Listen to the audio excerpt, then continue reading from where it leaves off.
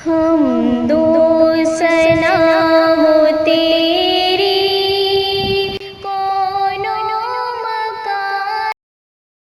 السلام علیکم ورحمۃ اللہ وبرکاتہ۔ حمد و ثنا ہے اس پاک پروردگار کے لیے جس کے قدر قدرت میں ہماری اور آپ سب کی جان ہے۔ اللہ تبارک و تعالیٰ نے انسانوں کے نفع رسانی کے لیے، انسانوں کے فائدے کے لیے اس روئے زمین پر طرح طرح کے اقسام کو بھیجا جن چیزوں سے انسان نفع اٹھاتے ہیں۔ یہ ساری چیزیں انسانوں کے لیے اللہ کی نعمتیں ہیں۔ اللہ تبارک و تعالیٰ نے انسان کے لیے بے شمار نعمت اس دنیا کے اندر عطا فرمائی ہے۔ ان تمام نعمتوں میں سے دو نعمتیں سب سے بڑی نعمت ہے جو اللہ تبارک و تعالیٰ نے حضرت انسان کو عطا فرمائی۔ سب سے پہلی نعمت جو ہے انسان کے لیے وہ نعمت یہ ہے کہ اللہ تبارک و تعالیٰ انعام کی نعمت عطا فرمائے۔ جن کو ایمان کی نعمت مل گئی وہ سب سے بڑی نعمت ہے، ایمان سے بڑھ کر کوئی نعمت نہیں۔ اور یہ ساری چیزیں جو ہے انسان کے فائدے کے لیے ہے۔ اور دوسری نعمت جو ہے انسان کے لیے وہ اولاد ہے۔ ایمان کے بعد انسان کے لیے سب سے بڑی نعمت اولاد ہے۔ جس کے پاس اولاد نہ ہو ان سے جا کر پتہ کیا جائے کہ اولاد کی فکر کتنی ہوتی ہے، اولاد کی چاہت کتنی ہوتی ہے، اولاد کا غم کیا ہوتا ہے۔ اولاد کے لیے انسان تڑپتے ہیں، بزرگوں سے دعائیں کرتے ہیں، لوگ خود دعائیں کرتے ہیں کہ کاش میری اولاد ہوتی۔ دوستو، جب اللہ تبارک و تعالیٰ نے اولاد عطا فرمایا تو اولاد عطا فرمانے کے بعد ہمیں اس اولاد کے لیے فکر ہونی چاہیے۔ کیا فکر کہ اس کی تربیت کیسے ہو، یہ کیسے میرے اپنے خدا کو پہچانے جو اس کا مالک و خالق ہے۔ اپنی اولاد کی تربیت کے سب سے پہلے فکر ہو۔ حضرت عمر ابن خطاب رضی اللہ تعالیٰ عنہ کے پاس ایک بوڑھا شخص آیا اور اس نے کہا کہ اے عمر، میرا بیٹا ہے، نوجوان ہے، اور وہ میری قدر نہیں کرتا، میری خاطر نہیں کرتا، میرے اخراجات کو برداشت نہیں کرتا، میری نافرمانی کرتا ہے، میرے اوپر ظلم و ستم کرتا ہے۔ حضرت عمر ابن خطاب رضی اللہ تعالیٰ عنہ نے فرمایا کہ جا تو اپنے بیٹے کو بلا کر لا۔ اس بوڑھے شخص کا لڑکا جب حضرت عمر رضی اللہ تعالیٰ عنہ کے دربار میں پیش کیا گیا تو حضرت عمر رضی اللہ تعالیٰ عنہ کو اس بوڑھے شخص کے لڑکے نے کہا کہ اے امیر المومنین، کیا صرف سارے حق اولاد کے اوپر ہے والدین کے لیے، یا والدین کا بھی حق ہے اولاد کے اوپر؟ حضرت عمر رضی اللہ تعالیٰ عنہ نے فرمایا کہ والدین کے لیے اولاد پر 3 حق ہے، کہ والدین کے ذمے ہے کہ اپنی اولاد کی 3 ذمہ داری پوری کرے۔ حضرت عمر رضی اللہ تعالیٰ عنہ نے فرمایا کہ سب سے پہلا یہ ہے کہ جب بچہ پیدا ہو تو اس کا بہترین نام رکھا جائے۔ پھر جب اس لائق ہو جائے کہ باتیں سمجھنے لگے، بولنے لگے، تو اس کے صحیح تعلیم و تربیت کا انتظام کیا جائے۔ پھر جب جوان ہو جائے، بالغ ہو جائے، تو اس کے رشتے کے لیے بہترین انتخاب کیا جائے۔ کسی بہترین لڑکی کا، دیندار لڑکی کا انتخاب کیا جائے اور بہترین لڑکی سے اس کی شادی کرا دی جائے۔ اس نوجوان نے کہا کہ اے امیر المومنین، میرے باپ نے میرا نام اچھا نہیں رکھا، میرا نام وہ رکھا جو ایک کیڑے کا، گندے کیڑے کا نام ہوتا ہے، وہ نام میرے والد نے میرا رکھا۔ جب میں بڑا ہوا تو نہ تو مجھے خدا کی پہچان کرائی گئی، نہ جناب محمد الرسول اللہ صلی اللہ علیہ وسلم کی تعلیم سے آشنا کیا گیا، نہ بڑے چھوٹے کی تمیز بتائی گئی، نہ میں نے قرآن کے اصول و ضوابط کو سیکھا۔ اور جب میں بڑا ہوا تو ایسی بدخلق عورت سے میری شادی کرا دی گئی جو بدخلق عورت نہ خدا کو پہچانتی ہے نہ جناب محمد الرسول اللہ صلی اللہ علیہ وسلم کے دین کا درس اس کو معلوم ہے، پھر میں اپنے والد کی کیسے خدمت کر سکتا ہوں؟ تو حضرت عمر رضی اللہ تعالیٰ عنہ نے اس بوڑھے شخص کو کہا کہ یہ والد کے اوپر، والدین کے اوپر حق ہے کہ اپنی اولاد کے یہ تین حق کو ادا کریں۔ دوستو، نام ہم اچھا سے اچھا رکھیں، ہم علماء سے نام پوچھیں، قرآن میں اچھے الفاظ کا انتخاب کریں، احادیث میں اچھے الفاظ کا انتخاب کریں، ناموں کا انتخاب کریں، صحابیوں کے نام پہ اپنا نام رکھیں، صحابیات کے نام پر اپنی بیٹیوں کا نام رکھیں، انبیاء کے نام پہ اپنے بیٹوں کا نام رکھیں۔ دوستو، آج گوگل پہ سرچ کر کے نیٹ کا نام رکھ دیا جاتا ہے، اور ایسا ایسا نام رکھا جاتا ہے، اور نام گوگل سے نکالا جاتا ہے، اور معنی جو ہے علماء سے پوچھا جاتا ہے۔ علماء سے رابطے نہیں ٹوٹنے چاہیے، علماء سے نام پوچھیں اپنے بچوں کا، جو بہتر نام ہو اس نام کو رکھا جائے، نام کا بھی اثر پڑتا ہے۔ پھر اس کے بعد تعلیم کا انتظام کیا جائے۔ سب سے پہلے اتنی تعلیم آ جانی فرض ہے، کہا دین کی تعلیم فرض ہے۔ طلب العلم فریضۃ علی کل مسلم و مسلمہ، کہ علم دین کا حاصل کرنا فرض ہے ہر مسلمان پر۔ اور ایک روایت میں ہے کہ علم دین کا حاصل کرنا فرض ہے ہر مسلمان مرد پر بھی اور ہر مسلمان عورتوں پر بھی۔ مسلمان مرد پر دین کا علم حاصل کرنا فرض ہے، کتنا؟ جس سے حلال اور حرام کی تمیز آ جائے، خدا کی شناخت آ جائے، جناب محمد الرسول اللہ صلی اللہ علیہ وسلم کی پہچان آ جائے۔ دوستو، اس علم دین کے حاصل کرنے کے لیے سرور کونین تاجدار بتا احمد مجتبی محمد مصطفیٰ صلی اللہ علیہ وسلم کے زمانے سے ایک سلسلہ چلتا آ رہا ہے، جو مدرسے کا سلسلہ ہے۔ اللہ کے رسول صلی اللہ علیہ وسلم نے تمام صحابی کے درس و تدریس کے لیے، تعلیم و تعلم کے لیے ایک چبوترا بنایا، جس کو عربی میں صفہ کہتے ہیں۔ وہ مسجد نبوی سے ایک ہاتھ بلند بنایا، اس پر صحابہ کرام رضوان اللہ تعالی علیہم اجمعین بیٹھا کرتے تھے، اور علم دین کو، علم قرآن کو، علم حدیث کو سیکھا کرتے تھے، اور جناب محمد الرسول اللہ صلی اللہ علیہ وسلم سکھایا کرتے تھے۔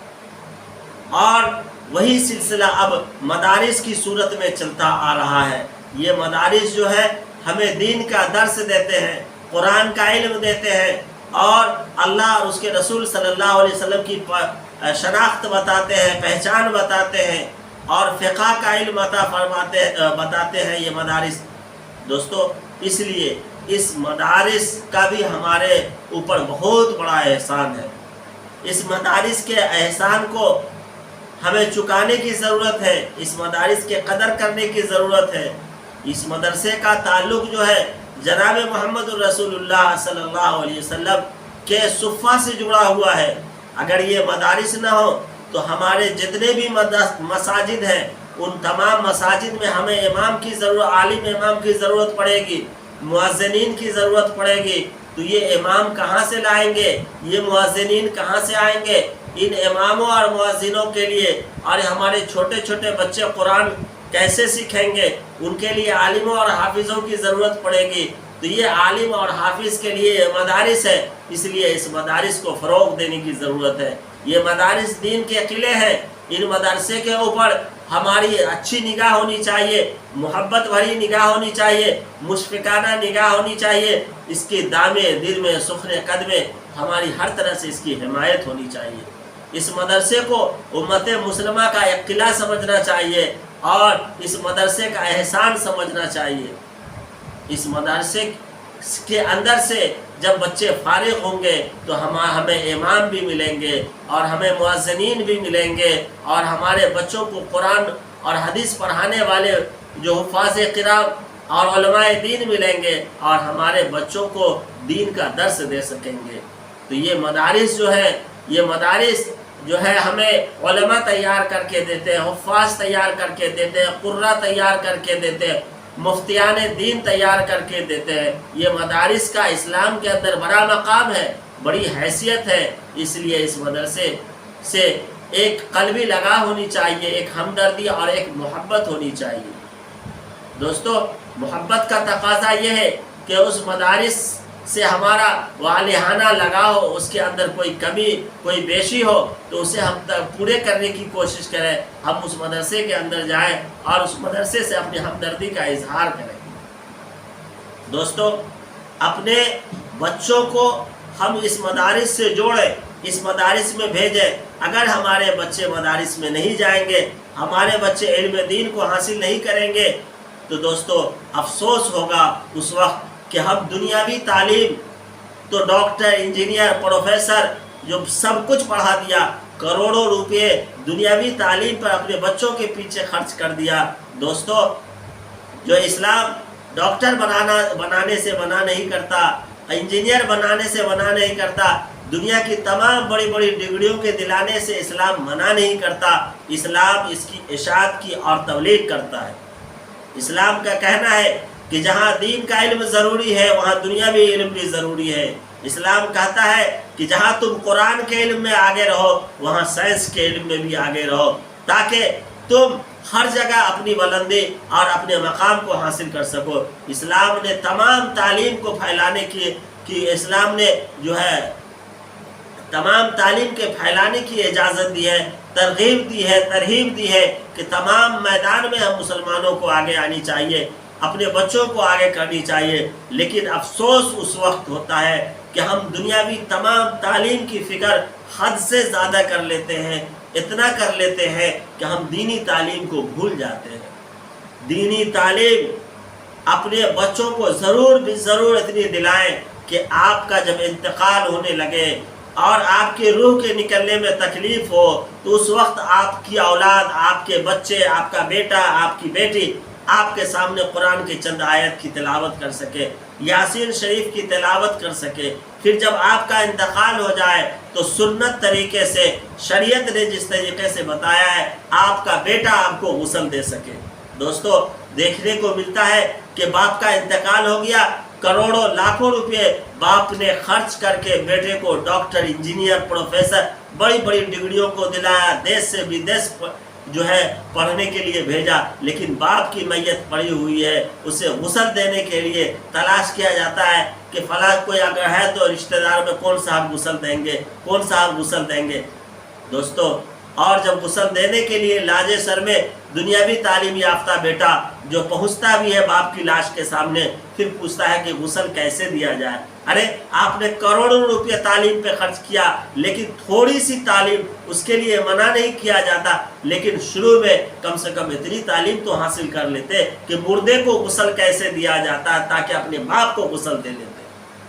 پھر اسی طریقے سے جنازے کی بات آتی ہے، جنازے کے وقت بھی جو بیٹا کروڑوں روپے خرچ کر کے انجینئر بنا ہے، ڈاکٹر بنا ہے، لیکن پیچھے مڑ مڑ کر دیکھا جاتا ہے کہ جنازہ پڑھانے کے لیے کسے آگے بڑھایا جائے۔ افسوس ہے ان پیسوں کے خرچ کرنے پر، کاش کہ اس کے خرچ کرنے کے ساتھ ساتھ ہم اپنے بیٹے کو جنازے کی نماز کا طریقہ بھی پڑھوا لیا ہوتا، کسی عالم کو رکھ کر کے قرآن ناظرہ پڑھوا لیا ہوتا، تاکہ بیٹا آگے بڑھ کر کے باپ کے جنازے کی نماز پڑھاتا، اور باپ بھی جو ہے باپ بھی کے اندر بھی یہ باتیں آتی، باپ بھی خوشی سے پھولے نہیں سماتا اپنے قبر میں کہ آج میں نے اپنے بچے کو، اپنی اولاد کو، اپنے بیٹے کو دین کی تعلیم دیا اور اتنی تعلیم دی کہ میرا بیٹا خود میرے جنازے کی نماز پڑھائے۔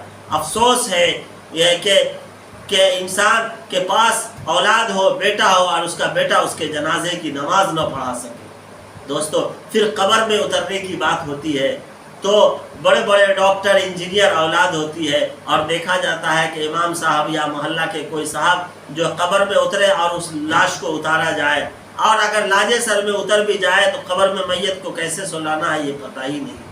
دوستو، اس لیے دینی علم کا اتنا حاصل کرنا ضروری ہے کہ جس علم کے ذریعے سے ہم اپنے قرآن کو درست کر سکیں، اپنی نماز کو درست کر سکیں، روزہ کو درست کر سکیں، اپنے ماں باپ کے جنازے کی نماز پڑھا سکیں، اور والدین کے گزرنے کے بعد قرآن کی تلاوت کر کے اپنے والدین کے لیے ایصال ثواب کریں۔ اسی لیے ان چیزوں کے علم کے حاصل کرنے کے لیے مدارس کی ضرورت ہے۔ مدارس کی ضرورت ہے، اس مدرسے سے محبت کریں تاکہ مدارس سے علماء کرام تیار ہو اور آپ کے بچوں کو علم دین حاصل کرائیں، اور دین کی جو شروعاتی چیزیں بنیادی چیزیں ہیں یہ علماء آپ کو بتا سکیں، آپ کے بچوں کو بتا سکیں، آپ کے بچے تاکہ آپ کے جنازہ پڑھانے کے لائق بن سکیں۔ مدارس سے اللہ تبارک و تعالی ہمیں زیادہ سے زیادہ انسیت عطا فرمائے، زیادہ سے زیادہ محبت عطا فرمائے، اور مدارس کی اللہ حفاظت فرمائے، مکاتب کی اللہ حفاظت فرمائے، مساجد کی اللہ حفاظت فرمائے۔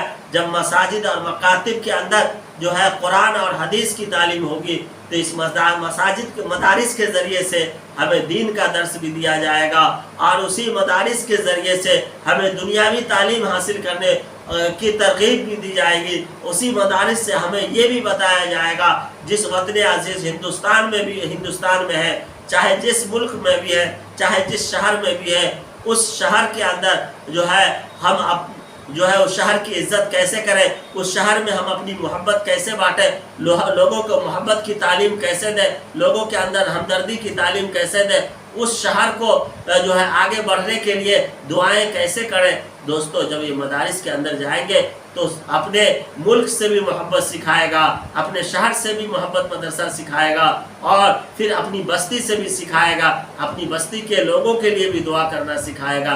اس لیے مدارس سے محبت کریں، علماء سے محبت کریں، اس مدارس کے اندر دامے دل میں سخنے قدمے جس طریقے سے بھی مدارس کی حمایت کریں، اور اس مدارس کے فروغ کے لیے آگے آئیں تاکہ اس مدارس سے علماء کرام نکلے، مفتیان کرام نکلے، حفاظ کرام نکل کر کے آپ کی صحیح رہنمائی کر سکے اور آپ کے بچوں کو قرآن کی تعلیم دے سکے۔ اللہ تبارک و تعالی ہمیں کہنے سے زیادہ عمل کرنے کی توفیق عطا فرمائے۔ اللہ ہم سب کا حامی و ناصر ہو۔ السلام علیکم ورحمۃ اللہ وبرکاتہ۔